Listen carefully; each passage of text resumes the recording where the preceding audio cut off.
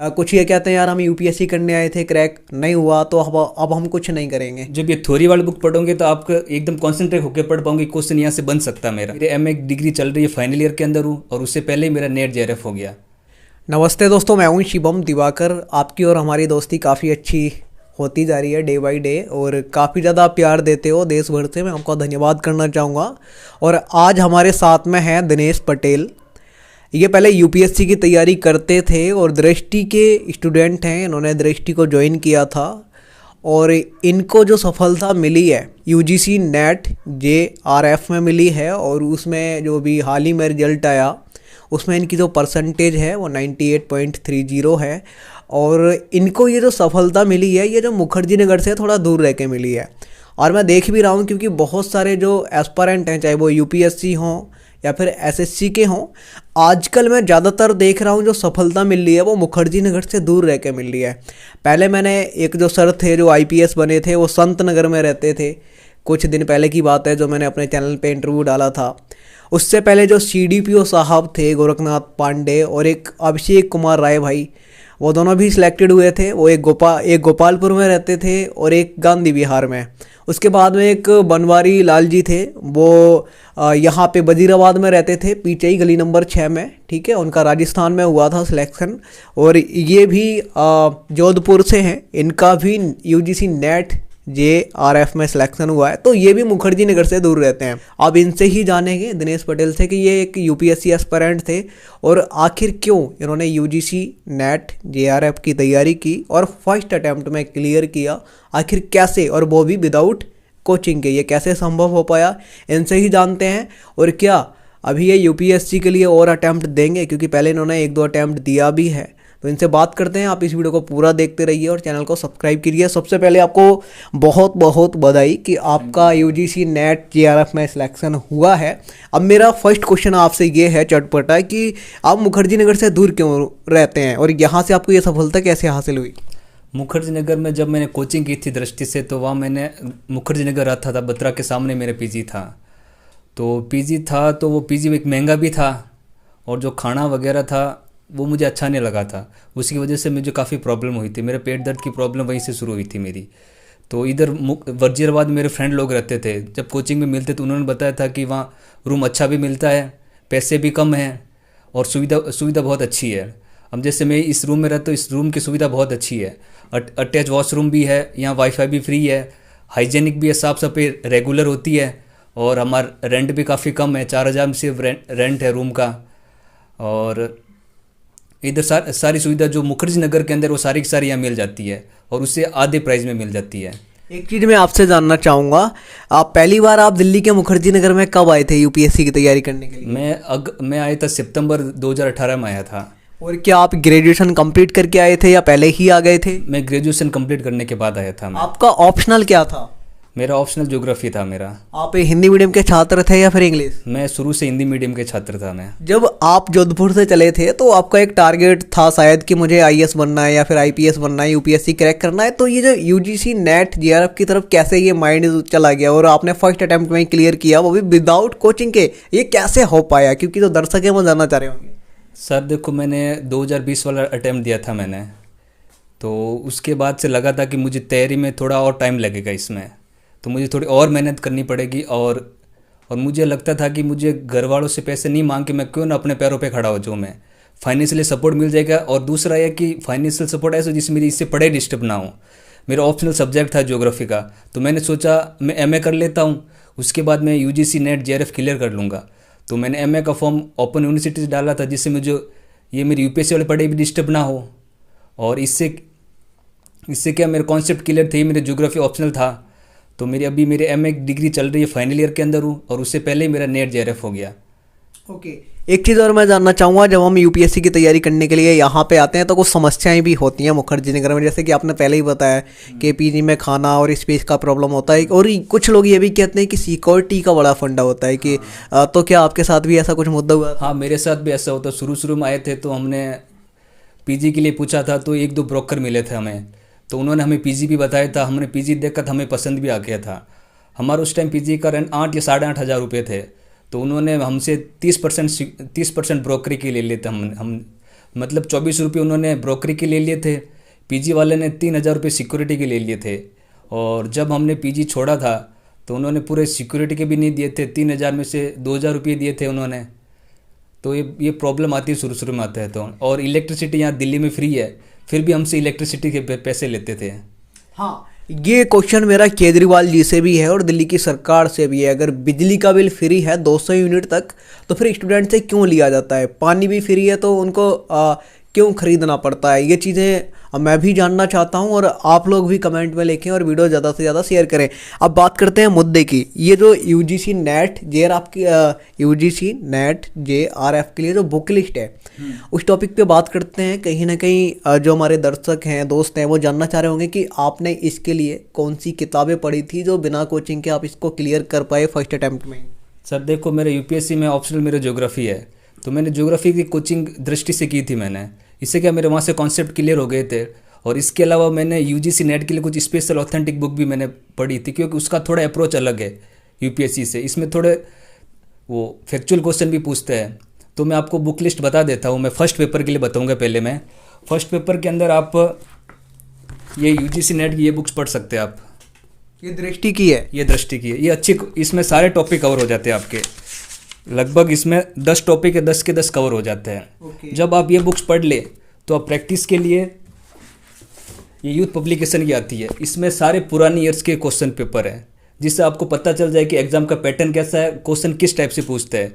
जिससे कि आप जब ये थ्योरी वाली बुक पढ़ोगे तो आप एकदम कॉन्सेंट्रेट होकर पढ़ पाओगे, क्वेश्चन यहाँ से बन सकता है मेरा। और एक एक लाइन पढ़ोगे ना आप, तो आपकी दिमाग अपना आप चलेंगे, यहाँ से क्वेश्चन बन सकता है, किस टाइप का क्वेश्चन बन सकता है, जिससे आपकी उसको ध्यान से पढ़ेंगे आप। फर्स्ट पेपर के लिए आप ये 2 बुक्स पढ़ लोगे, सफिशिएंट है फर्स्ट पेपर के लिए आप। ओके। और जो सेकंड पेपर है उसके लिए? सेकंड पेपर के लिए आप सबसे पहले मैं आपको बोलना चाहूँगा, आप एनसीईआरटी पढ़े। आप एनसीईआरटी के आपसे बेसिक कॉन्सेप्ट क्लियर हो जाएंगे, तो जिससे कि आप ऑथेंटिक बुक पढ़ेंगे तो आपको उसको इजीली समझ में आ जाएगा। जब आप एनसीईआरटी बुक्स पढ़ ले तो उसके क्वेश्चन आंसर की प्रैक्टिस के लिए आप ये बुक्स पढ़ सकते हैं। आप एनसीईआरटी के ऊपर ये दृष्टि की है, ये बहुत अच्छी बुक्स है। इसके अंदर कम से कम लगभग 1300 क्वेश्चन इसके अंदर है। इसके अंदर आपकी सेकंड पेपर सबसे पहले आप एनसीईआरटी पढ़े, इसके बाद में आप ऑथेंटिक बुक के तौर पर आप ये दृष्टि की पढ़ सकते हैं। यही मैंने पढ़ी थी। और इसके बाद आप अगर आपको प्रैक्टिस क्वेश्चन करनी है तो प्रैक्टिस के लिए आप ये ज्योग्राफी की आती है, यूथ पब्लिकेशन की आती है, जिसके अंदर लगभग 10,000 से अबव क्वेश्चन है। ये सारे क्वेश्चन मैंने सॉल्व किए थे, आप देख सकते हैं। इसमें लगभग कितने क्वेश्चन है? 10,000 से अबव क्वेश्चन है इसमें। इससे यानी कि अच्छे से प्रैक्टिस हो जाएगी। अच्छे से प्रैक्टिस हो जाएंगे, जिससे देखो आप जितने ज़्यादा क्वेश्चन प्रैक्टिस करेंगे तो आपको थ्योरी भी आपकी रिवीजन होती जाएगी। इसमें सॉल्व है, आपकी थ्योरी भी रिवीजन होती जाएंगी। और इसके बाद में आप ये सिर्फ यूजीसी के लिए ही है, इसमें पुरानी ईयर्स के पेपर है। आपको पुरानी ईयर्स के पेपर पढ़ने ही पड़ेंगे, आपको क्वेश्चन आंसर, जिससे आपको पैटर्न का पता चल जाएगा। आप थ्योरी भी पढ़ेंगे तो आप अच्छे से कर पाएंगे उसको। मेरे हिसाब से ये आप बुक्स पढ़ ले तो आपका यूजीसी नेट जेआरएफ के अंदर फर्स्ट अटैम्प्ट के अंदर आपका आराम से सिलेक्शन हो जाएगा। मुझे लगता है कि जब मैं किसी भी एस्पायरेंट के रूम में जाता हूँ, मुझे बहुत सारी किताबें देखने को मिलती हैं, लेकिन आपने लिमिटेड सोर्स के साथ में, लिमिटेड किताबों के साथ में फर्स्ट अटैम्प्ट में काम कर दिया तमाम। देखो लिमिटेड सोर्स, अगर आप 10 किताबें पढ़ोगे तो आपका नहीं होगा। अगर आप एक ही किताब को 10 बार पढ़ोगे तो आपका सिलेक्शन आराम से हो जाएगा। मैंने सबसे ज़्यादा मुझे दिख रहा है कि आपने दृष्टि की ही किताबें पढ़ी हैं, यानी कि विकास दिव्यकीर्ति सर के स्टूडेंट हैं, यूपीएससी की तैयारी करने आए थे और आपने इसमें खेल ख़त्म कर दिया, यानी कि जेआरएफ को क्लियर कर दिया। सर क्यों? तो वैसे बुक्स सबकी अच्छी है, आप कोई भी गाइड ले सकते हैं। आप कंटेंट लगभग सब में सेम ही रहता है, 19-20 का फ़र्क रहता है। और मैंने दृष्टि का तो मुझे थोड़ा इसके ऊपर विश्वास है कि इसमें अननेसेसरी चीज़ें भी नहीं है, जो पॉइंट टू पॉइंट दे रखा है इसमें। जिससे एक चीज़ और मैं जानना चाहूँगा दिनेश पटेल जी, और आपका ढेर सारी मैं एक बार फिर से बधाई देना चाहूँगा कि आपका सिलेक्शन हो चुका है। बहुत सारे स्टूडेंट ये कहते हैं कि यार जब हम ये वाला एग्जाम जो आपने क्लियर किया है यूजीसी नेट जेआरएफ का, जब हम ये क्लियर कर लेते हैं तो कुछ पैसे भी मिलते हैं, तो ऐसा क्या सच में है और कब मिलते हैं और इसके लिए एलिजिबल कब होते हैं? इसके लिए आपकी पहले तो आपकी पीजी की डिग्री कंप्लीट होनी चाहिए। उसके अलावा आपका जेआरएफ हो जाए तो आप कोई भी यूनिवर्सिटी में एडमिशन ले सकते हैं पीएचडी के लिए। और पीएचडी के बाद आप एनरोल होने के बाद आपकी 2 साल के लिए आपको जेआरएफ मिलेंगी, मतलब जूनियर रिसर्च फेलोशिप मिलेंगी, जो भी लगभग 35 से 40 हज़ार के बीच में है। और इसके बाद आप 2 साल बाद आपकी जेआरएफ एसआरएफ के अंदर कन्वर्ट हो जाएगी, जो लगभग 50 हज़ार के आसपास होंगी। जिससे क्या होगा, आप अपनी पढ़ाई से दूर भी नहीं रहोगे, आपकी पढ़ाई भी होती रहेंगी, जिससे आपका ऑप्शन और भी स्ट्रांग हो जाएगा आपका, और आप पढ़ाई से हटके भी नहीं रहोगे, आप पढ़ाई चलती रहेगी आपकी। एक और क्वेश्चन जानना चाहूँगा, आप यूपीएससी की तैयारी करने के लिए आए थे और विकास दिव्य कीर्ति सर के दृष्टि के स्टूडेंट भी थे, लेकिन यूपीएससी के आपने कितने अटैम्प्ट दिए हैं, उसके बाद आपने ये तैयारी करना शुरू कर दी और इसमें आपको सफलता मिल गई? आपका टारगेट मतलब पहले से ही ये था या फिर यूपीएससी था, या फिर ये वाला अचानक से हुआ मामला? मेरा शुरू से टारगेट तो यूपीएससी का था, ये तो अचानक यहाँ आने के बाद मुझे, जब मैं वहाँ पढ़ता मुझे पता नहीं था कि नेट जेआरएफ कोई चीज़ होती है। यहाँ दृष्टि में पढ़ता था तो मेरे काफ़ी सारे फ्रेंड करते थे नेट जेआर, मैं उनको पढ़ाता भी था। फर्स्ट पेपर मैं मैथ्स रीजनिंग पढ़ा लेता था, तो मैंने सोचा मैं भी कर लेता हूँ, तो जिससे क्या फाइनेंशियली मैं फ्री हो जाऊँगा, घर वालों से पैसे मांगने नहीं पड़ेंगे, और इससे क्या मेरी पढ़ाई भी और स्ट्रांग हो जाएंगी। मेरा ऑप्शनल वाला है जो। और मैं ये कहना चाहूँगी, और आप खान सर के वीडियो देख के मैप के, अगर आपका मैप स्ट्रांग होगा ना तो ज्योग्राफी का आपके बहुत स्ट्रांग हो जाएंगे। खान सर के वीडियो भी आप देखते थे? खान सर के मैं वीडियो देखता हूँ। दिव्य कीर्ति सर के, विकास दिव्य कीर्ति सर के वीडियो देखता हूँ मैं, उनके जो यूट्यूब पे आते हैं। वैसे वो हिंदी साहित्य पढ़ाते हैं सर। एक चीज़ और जानना चाहूँगा, जब आपने दृष्टि ज्वाइन किया था 2018 में, तो कितनी फीस पे की थी और क्या आपकी कोचिंग वहाँ से कंप्लीट हो चुकी है पूरी तरीके से? हाँ, वहाँ से मेरी कोचिंग कंप्लीट हो गई थी 2020 में, मार्च में। अब क्या आगे आपका प्लान है और अटेम्प्ट देने का, और टोटल कितने अटेम्प्ट अभी दे चुके हैं आप? मैं अभी एक अटेम्प्ट भी दिया वो भी। तो आगे आपने सोचा है कि मुझे यूपीएससी भी क्रैक करना है साथ के साथ, या नहीं? अब यूपीएससी क्रैक करना है, हिंदी मीडियम से बहुत अच्छी रैंक से करना है। और यहाँ पे आपका एक वाइट बोर्ड भी लगा है, तो इस पे मतलब आप पढ़ाते भी हैं ऑनलाइन या ऑफलाइन, या फिर आगे फ्यूचर में प्लान है पढ़ाने का? सर अभी तो मैं ऑफलाइन पढ़ाता हूँ, मेरे फ्रेंड्स वगैरह को पढ़ाता हूँ। अभी मैं उनसे कोई चार्ज भी नहीं करता हूँ, जिससे मेरी प्रैक्टिस हो जाए। जैसे मैं ज्योग्राफी पढ़ा लेता हूँ, मेरी मैथ्स रीजनिंग अच्छी है, वो भी मैं पढ़ा लेता हूँ। और फ्यूचर में मैं सोच रहा हूँ कि मैं ऑनलाइन स्टार्ट करूँगा मैं पढ़ाने का, जिससे कि मेरी प्रैक्टिस भी हो जाए और वो एकदम फ्री ऑफ कॉस्ट होगी। ये मुझे आपकी सोच काफ़ी अच्छी लगी। इन्होंने कहा कि फ्री ऑफ कॉस्ट होगी, और पढ़ाने से प्रॉफिट क्या होता है? मैंने भी 6 साल तक पहले टीचिंग की है, आप ये बताओ प्रॉफिट क्या लगता है आपको पढ़ाने में? प्रॉफिट तो सबसे ये कि मेरे को सुकून मिलता है, मेरे को अच्छा लगता है पढ़ाने का, और इससे मेरे कॉन्सेप्ट भी क्लियर होते हैं। क्योंकि आधा घंटा पढ़ने के लिए आपको कम से कम 3 से 4 घंटा पढ़ना पड़ता है आपको, जिससे आपके कॉन्सेप्ट बहुत अच्छे से क्लियर हो जाता है। क्या आप लाइब्रेरी भी जाते थे या नहीं? ये जो आपको सफलता मिली है, इसमें लाइब्रेरी भी इंक्लूड है या नहीं? नहीं सर, लाइब्रेरी मैंने ज्वाइन नहीं की थी। मैंने 1 आध महीने ज्वाइन की थी दोस्तों के साथ में, फिर मुझे नहीं लगा कि मैं रूम पे बेटर पढ़ सकता हूँ मैं। आप वजीराबाद में रहते हैं, ये जो मुखर्जी नगर यूपीएससी और एसएससी का हब है, इससे बिल्कुल अलग हट करके गली नंबर 12 में, इसमें क्या बिजली का बिल भी इंक्लूड है 4000 में? नहीं सर, बिजली का बिल अलग से है? नहीं, अलग नहीं है, सब इंक्लूड है। हमारे यहाँ बिजली का बिल भी इंक्लूड है, वाईफाई भी है, साफ सफाई कुछ भी चार्ज नहीं है, हिडन कोई चार्ज नहीं है। देश भर के छात्र आपको देख रहे होंगे, जोधपुर के भी देख रहे होंगे, इंडिया के कोने कोने के, उनको आप क्या कहना चाहेंगे? कुछ ये कहते हैं यार हम यूपीएससी करने आए थे, क्रैक नहीं हुआ तो अब हम कुछ नहीं करेंगे, उनको आप क्या कहना चाहेंगे? क्या छोड़ देना चाहिए, यूपीएससी नहीं हुआ तो केवल वही करना चाहिए, या फिर उसके अलावा भी प्लान भी कुछ होना चाहिए, जैसे आपका अचानक से हुआ? देखो, प्लान बी की ये अलग से तो है नहीं, जो आप पढ़ रहे वही पढ़ रहे। जैसे मैंने यूजीसी नेट जेआरएफ क्लियर किया था, वो मेरा ऑप्शनल ज्योग्राफी था। अलग से क्या, मैंने अलग से 2-3 बुक्स पढ़ी थी, और वो बुक्स कोई भी पढ़ सकता है वैसे। आपकी क्या ये यूपीएससी के अंदर भी हेल्प करता है आपकी। अलग से मैंने कुछ नहीं पढ़ा इतना ज़्यादा कुछ।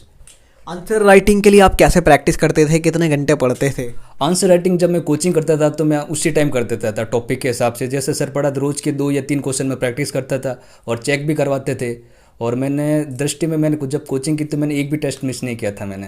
एक क्वेश्चन और है मेरा आपसे, ये सबसे खतरनाक क्वेश्चन है। जब आपने दृष्टि को 2018 में ज्वाइन किया था, तो आखिर आपने दृष्टि को क्यों ज्वाइन किया था और क्या रिसर्च करके उसे ज्वाइन किया था? सर मुझे ज़्यादा नहीं, मेरे जो टीचर मेरे को पढ़ाते थे, फिजिक्स के टीचर हो गए, हमारे केमिस्ट्री के टीचर हो गए थे, उनके स्टूडेंट यहाँ आके पढ़ते थे, तो मेरे को उन्होंने ही सजेस्ट किया था, वो मेरे साथ आए थे सर। आपकी स्कूलिंग वगैरह कहाँ से हुई है? सर स्कूलिंग में 1st से लेकर 10th तक मैं गांव में पढ़ा था। मैं पाली डिस्ट्रिक्ट से आता हूं, और मेरे गांव का नाम अटबड़ा है, और सोजे सिटी से है। मैंने 1st से 10th तक मैंने गवर्नमेंट स्कूल में पढ़ा था। फिर 10th के बाद हमारे गांव में साइंस मैथ्स थी नहीं थी, मेरी मैथ्स अच्छी लगती थी, तो मैं 11th और 12th जोधपुर से की थी मैंने, अपेक्स सीनियर सेकेंडरी स्कूल से। और फिर मैंने ग्रेजुएशन बीएससी की थी, मैंने जोधपुर से की थी, JNVS यूनिवर्सिटी जोधपुर से की थी। आपकी हॉबी क्या है, और कोई ऐसी घटना जो बेहद फ़नी हो, आपको याद हो, जो यहाँ पे आने के बाद आपके साथ हुई हो? सर यहाँ मेरे को बहुत अच्छा फ्रेंड सर्कल मिला था मेरे को पढ़ने के लिए। मेरे 2 दोस्त भी मिले थे। यहाँ देखो, आपके फ्रेंड सर्कल आपको चूज़ करना पड़ेगा। अगर आप अच्छे फ्रेंड चूज़ करते हैं तो आपकी सफलता की जो गारंटी वो और बढ़ जाएगी आपकी। मेरे जी यहाँ पीजी में बहुत अच्छे दोस्त भी है। मेरे दृष्टि के अंदर मेरे कोचिंग में बहुत अच्छे फ्रेंड बने थे, जैसे कीर्ति शर्मा होगी, दिव्यानी वैष्णव होगी, राजकुमार हो गया, और इधर ऊपर हिमांशु भैया भी है, काफ़ी अच्छे सपोर्टिव भी है, हम डिस्कस भी कर लेते हैं। हमारा ग्रुप, हमारा फ्रेंड सर्कल बहुत अच्छा है। ओके। कोई ऐसी घटना जो आज तक याद हो आपको, या बचपन में वहाँ बचपन के दोस्तों के साथ हुई हो, या फिर यहाँ आने के बाद हुई हो, कोई ऐसी घटना है? देखो, मुझे इतना अच्छा फील हो रहा है, जब मेरे 12th के अंदर भी मैं मेरिट में आया था, और जो फील उस टाइम हुआ था मेरे को, आज वही फील अभी भी हो रहा है मेरे को। मम्मी पापा को क्या कहना चाहेंगे? क्या यहाँ पे अब जो है आपका सिलेक्शन हो चुका है, तो उनको क्या कहना चाहेंगे? क्या अब यूपीएससी के लिए पूरी जान से शानदार अच्छी तरीके से तैयारी चल? हाँ, सब मेरी तैयारी अभी बहुत अच्छी चल रही है। अभी जून में एग्ज़ाम है मेरा, तो अच्छे से तैयारी कर रहा हूँ। बस मैं पेरेंट्स को भी एक बात और कहना चाहूँगा कि अपने बच्चों के ऊपर भरोसा रखें। देखो, लोग आपकी टांगें खींचेंगे, मेरे भी बहुत टांगें खींची थी। मम्मी पापा को बोलते थे कि आपका बेटा 2 साल हो गए, 3 साल हो गए, अभी तो कुछ हुआ नहीं उसको घर पे बुला दो, जोधपुर शिफ्ट कर दो उसको। तो मेरे पापा मेरे ऊपर बहुत विश्वास करता है। तो मैं हर पेरेंट्स को भी ये कहना चाहूँगी, आप लोगों की बातों के ऊपर विश्वास ना करें, अपने बच्चों के ऊपर विश्वास करें। हाँ, ये आपने बिल्कुल करेक्ट कहा है। लोगों को कहने दो। मेरे को भी पहले बहुत सारे लोग कहते थे कुछ भी, तो लोगों के ऊपर विश्वास ना करें, अपने बच्चों के ऊपर। मैं माता पिता से कहना चाहूँगा, जितने भी बड़े लोग हैं, अगर आप उनके भाई हो, जो अगर बड़े भाई बहन हो, अपने छोटे भाई बहन को यहाँ भेज रहे हो, तो आप अपने भाई बहन पे भरोसा करें। माता पिता अपने बच्चों पे भरोसा करें, और बच्चे अपने आप पर भरोसा करें, दूसरों पर भरोसा बिल्कुल ना करें। और दोस्तों, टेबल पे आप देखेंगे अपना देश खूबसूरत है, भारत, ठीक है, और उसकी आन बान शान जान तिरंगा यहाँ पे रखा हुआ है। और उधर आपको बताने की ज़रूरत नहीं है क्या क्या सामान है, आप खुद इंटेलिजेंट हैं, ब्रिलियंट हैं, समझते हैं। यहाँ इनकी कुछ किताबें हैं। अब ये कौन सी किताबें हैं, ये आप कब पढ़ते हैं? अच्छी बुक है ये बुक, आप हैबिट के बारे में पढ़ सकते हैं, काफ़ी अच्छी बुक है ये, मैं पढ़ता हूँ। और एक द पावर ऑफ हैबिट नाम की भी ये बहुत अच्छी बुक है आपकी आदतें बनाने के लिए, क्योंकि कोई भी आदत बनाने के टाइम लगता है, और जिस टाइम आपकी आदत बन जाएगी तो आपसे नहीं छूटेगी। जैसे मैं जिस दिन पढ़ाई नहीं होती है ना, तो मेरे को बहुत इतना बुरा फील होता है, नींद भी नहीं आती रात को। और जब बहुत अच्छे से पढ़े होते हैं, बहुत सुकून भी मिलता है कि आपको आदत बनानी पड़ेगी आपको। आपने लगभग यहाँ पे 3-4 साल गुजारे हैं अपने, तो कभी इस गुजारे हुए समय में आप लॉकडाउन में भी घर नहीं गए थे, तो घर वालों की याद नहीं आती थी, या फिर ऐसा नहीं लगता था यार लॉकडाउन में पूरा देश अपने अपने घर जा रहा है, कोई विदेश में था तो वो घर जा रहा है, कोई दिल्ली था तो वो घर जा रहा है, और आप नहीं गए? मैं सर घर पे नहीं गया, तो क्यों घर जाता है तो फिर पढ़ाई, जो यहाँ पढ़ाई होती है वहाँ नहीं होती। घर पे फ्रेंड सर्कल, रिश्तेदार वगैरह भी आ जाते हैं, तो यहाँ पे क्या, दिल्ली में रह के मेरा रूम है, अकेला पर्सनल रूम है, तो मैं आराम से बैठ के पढ़ाई कर सकता हूँ। और गांव में जाता है तो फिर वो आस पड़ोस वाले रिश्तेदार वो फिर टांग खींचते हैं कि अभी तक नहीं हुआ, अभी तक पढ़ाई कर रहे हो। ओके दोस्तों, आपको दिखाएंगे कि ये अपनी जो आंसर राइटिंग है वो किस तरीके से करते थे। आप इस वीडियो को पूरा देखिए, चैनल को सब्सक्राइब कीजिए, और हाँ, अगर आपको ऐसा लगता है कि हम कुछ पूछना भूल गए हैं तो प्यारा सा कमेंट कीजिए। कमेंट बॉक्स में आपके विचार सादर आमंत्रित हैं। और इस चैनल को सब्सक्राइब कीजिए, क्योंकि ये चैनल हम सबका है। आप सब शिवम दिवाकर हो, मैं नहीं, जहाँ से भी आप देखते हो आप सब शिवम दिवाकर हो, और ये आपकी जिम्मेदारी है चैनल को ग्रो कराना, इसको आगे बढ़ाना। इस वीडियो को पूरा देखना। बुक लिस्ट बताएंगे, और आंसर राइटिंग आपने कुछ अपने नोट्स वगैरह कुछ बनाए हैं यूजीसी नेट जेआरएफ के? मैंने आंसर राइटिंग मेरे फ्रेंड को दे रखा है, वो थोड़ा देख के प्रैक्टिस कर रहा है। अच्छा, ये भी काम आपने अच्छा किया, ये आपने काम बहुत अच्छा किया कि आपका भला हो चुका है, उनका आपने उनका, हाँ, मैंने बहुत सारी, लगभग 300 से 400 आंसर राइटिंग प्रैक्टिस कर रखी मैंने, तो मैंने फ्रेंड को दे रखी है। ओके, तो दोस्तों अब वो हम आपको नहीं दिखा पाएंगे, माफ़ी चाहते हैं। यहाँ इनकी किताबें हैं, इनका रूम आपको ज़रूर दिखाएंगे। आज की वीडियो में इतना ही। हंसते रहिए, मुस्कुराते रहिए, पढ़ते रहिए, आईपीएस बनते रहिए, आईएएस बनते रहिए, इनकम टैक्स ऑफिसर बनते रहिए, SSC, UPSC, UGC net, JRF ऐसे ही क्लियर करते रहिए। जय हिंद, वंदे मातरम।